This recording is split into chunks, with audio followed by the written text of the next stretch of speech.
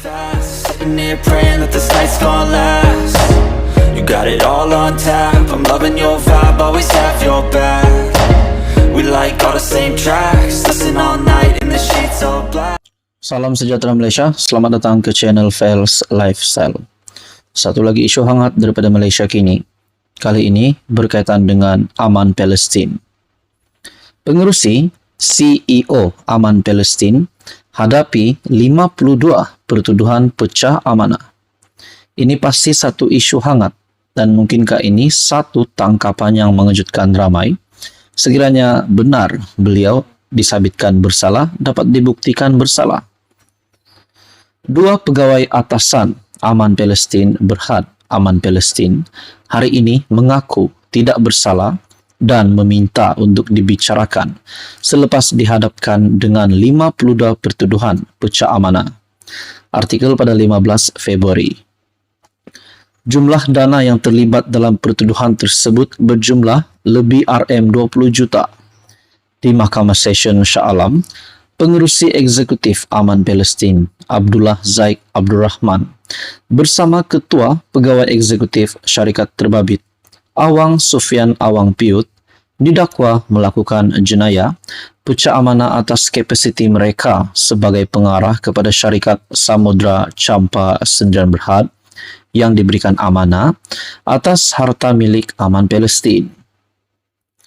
Kedua-dua mereka didakwa melakukan kesalahan tersebut antara 12 Mac 2018 hingga 3 November tahun lalu di Maybank Cadangan Bandar Baru Bangi, Selangor. Semua 52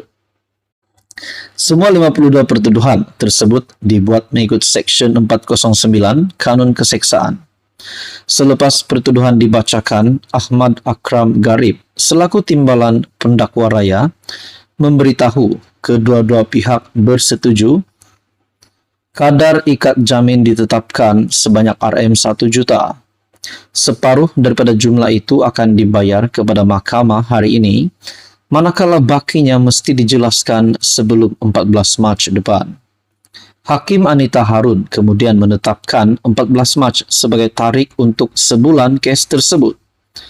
November lalu, SPRM membekukan akaun milik Aman Palestin Sdn Berhad dan beberapa syarikat lain.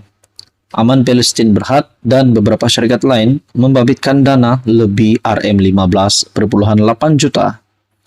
Pada 31 Januari, Aman Palestin memfailkan cabaran undang-undang terhadap perintah pembekuan SPRM dan Jabatan Peguam Negara kemudiannya berkata ia akan memfailkan bantahan terhadap permohonan itu.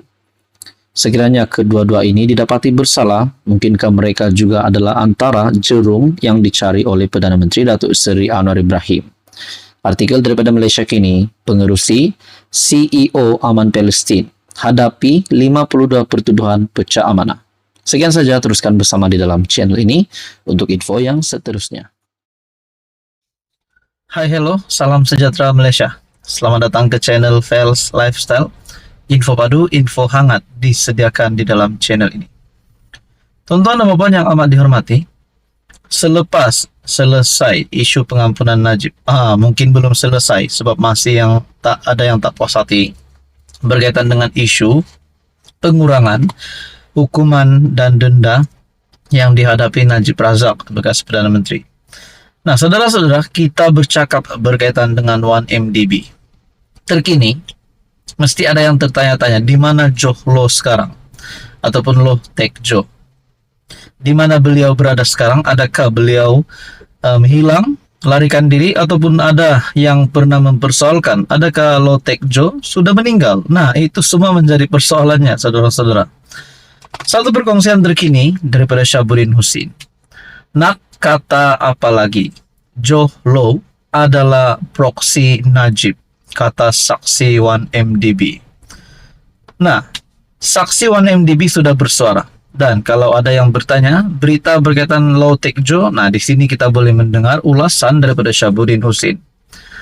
Tindakan-tindakan Loh Tek Joh ataupun Joh Low dalam 1MDB membuatkan dia dilihat seperti proksi bekas Perdana Menteri Najib Razak. menurut bekas penasihat undang-undang syarikat itu, Jasmine Lu Aiswan. Lu berkata demikian ketika memberi keterangan dalam kes rasuah 1MDB berjumlah Rm2,27 bilion terhadap Najib di Mahkamah Tinggi Kuala Lumpur. Lu yang dahulunya individu yang dekat dengan Joh Low memberi keterangan berhubung penglibatan ahli perniagaan itu dalam keputusan keuangan 1MDB. Kebanyakan tindakannya untuk membuatkan kami melihatnya sebagai proksi Perdana Menteri yang juga pengerusi lembaga penasihat 1MDB. Kebanyakan perkara utama yang memerlukan lampu hijau daripada Perdana Menteri perlu dibincangkan dulu dengan Low sebelum ia dibawa kepada Najib, kata Lu. Saksi pendakwaan ke-50 itu menyifatkan gaya pengurusan 1MDB sebagai pendekatan atas ke bawah dengan anggota pengurusan perlu mendapatkan tanda tangan Najib untuk dokumen berkenaan pelaburan dan keuangan.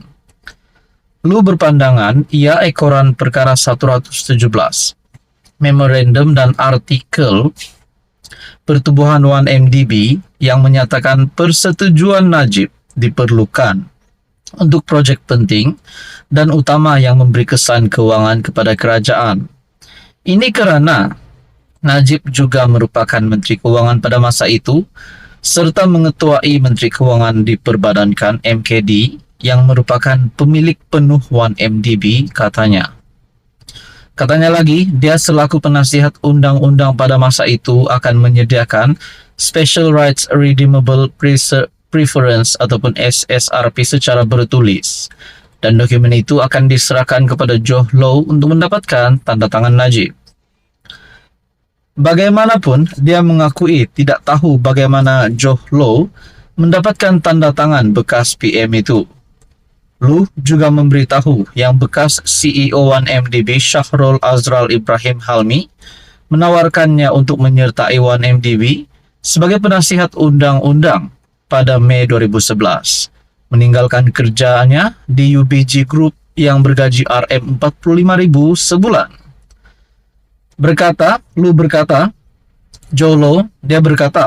Joh Low yang juga menjadi pengarah UBG Group berkata yang dia tidak menghalang jika dia ingin menyertai 1MDB. Lu bekerja dengan UBG Group sejak 1 Januari 2009 hingga April 2011. Menurut keterangannya, dia pernah bekerja sebagai sekutu di firma Guaman Zain & Co pada 2004 hingga 2008, sebelum dibawa Joh Low untuk menyertai UBG Group. Perbicaraan di depan Hakim Colin Lawrence Sequeira bersambung esok.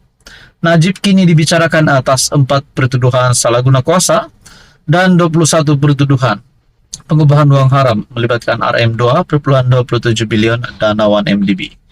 Sumber daripada Malaysia Kini dan dikongsikan oleh Syabuddin Husin pada 14 Februari. Apa komen Anda berkaitan dengan isu ini? Sekian saja, teruskan bersama di dalam channel ini untuk info yang seterusnya. Jangan lupa tekan butang like, share, dan juga subscribe.